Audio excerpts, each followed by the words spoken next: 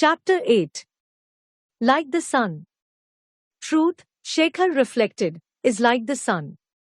I suppose no human being can ever look it straight in the face without blinking or being dazed.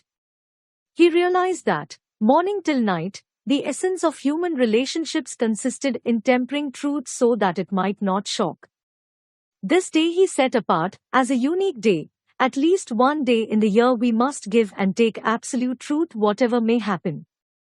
Otherwise life is not worth living. The day ahead seemed to him full of possibilities. He told no one of his experiment. It was a quiet resolve, a secret pact between him and eternity. The very first test came while his wife served him his morning meal. He showed hesitation over a tidbit, which she had thought was her culinary masterpiece. She asked, "Why, isn't it good?" At other times he would have said, considering her feelings in the matter, "I feel full up, that's all." But today he said, "It isn't good. I'm unable to swallow it." He saw her wince and said to himself, "Can't be helped. Truth is like the sun."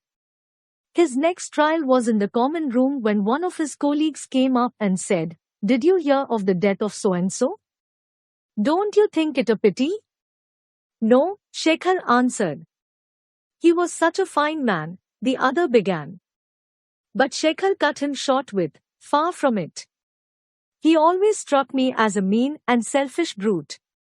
During the last period, when he was teaching geography for 3rd Form A, Shekhar received a note from the headmaster, "Please see me before you go home."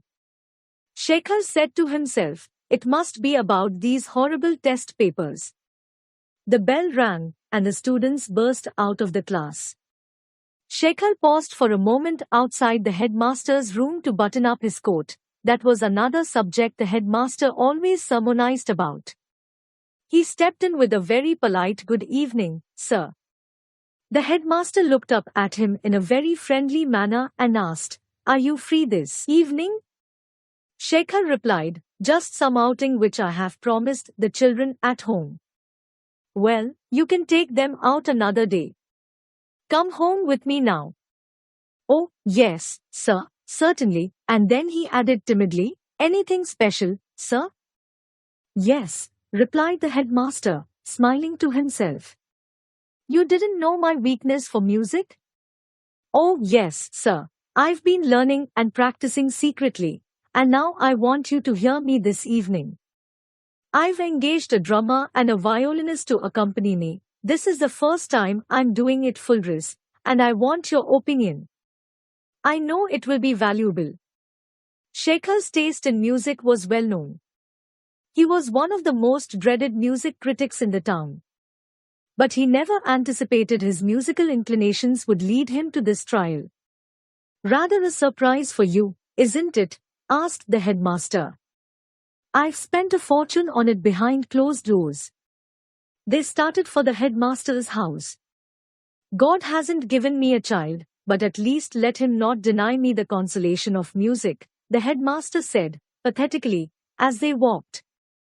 He incessantly chattered about music, how he began one day out of sheer boredom, how his teacher at first laughed at him and then gave him hope, how his ambition in life was to forget himself in music. At home the headmaster proved very ingratiating. He sat Shekhar on a red silk carpet, set before him several dishes of delicacies, and fussed over him as if he were a son-in-law of the house. He even said, "Well, you must listen with a free mind. Don't worry about these test papers." He added half humorously, "I will give you a week's time." "Make it 10 days, sir," Shekhar pleaded. "All right, granted," the headmaster said generously. Shekhar felt really relieved now. He would attack them at the rate of 10 a day and get rid of the nuisance. The headmaster lighted incense sticks. "Just to create the right atmosphere," he explained. A drummer and a violinist, already seated on a rangoon mat, were waiting for him. The headmaster sat down between them like a professional at a concert, cleared his throat, and began an alapna, and paused to ask, "Isn't it good, Kalyani?"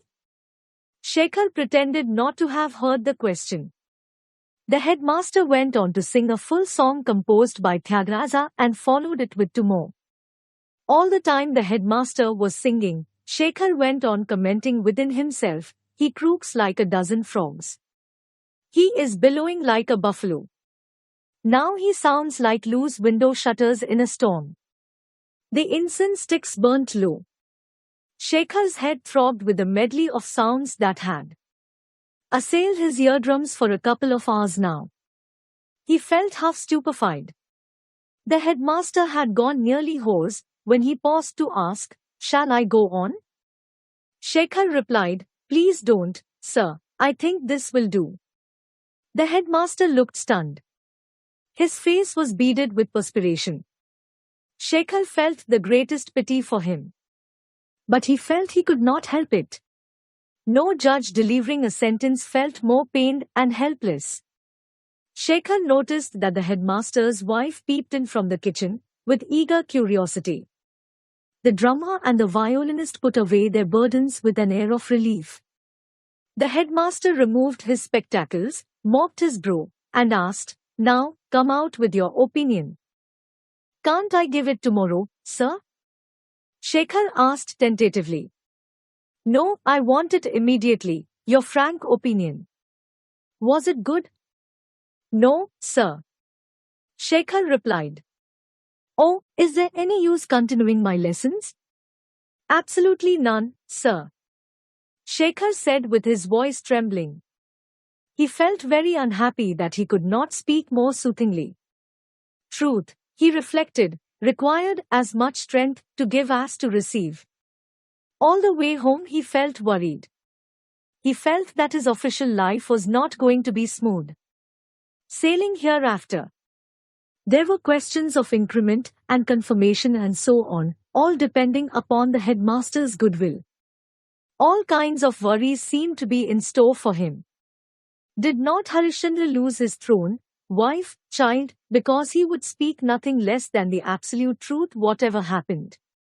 At home his wife served him with a sullen face. He knew she was still angry with him for his remark of the morning. "To casualties for today," Shekhar said to himself. "If I practice it for a week, I don't think I shall have a single friend left." He received a call from the headmaster in his classroom next day. He went up apprehensively. "Your suggestion was useful. I have paid off the music master. No one would tell me the truth about my music all these days.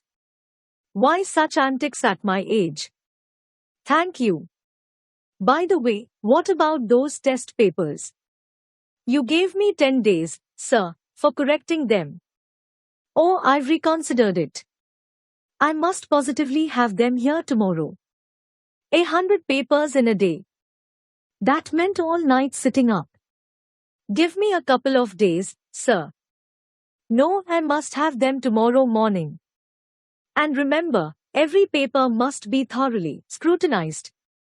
"Yes, sir," Shekhar said, feeling that sitting up all night with 100 test papers was a small price to pay for the luxury of practicing truth.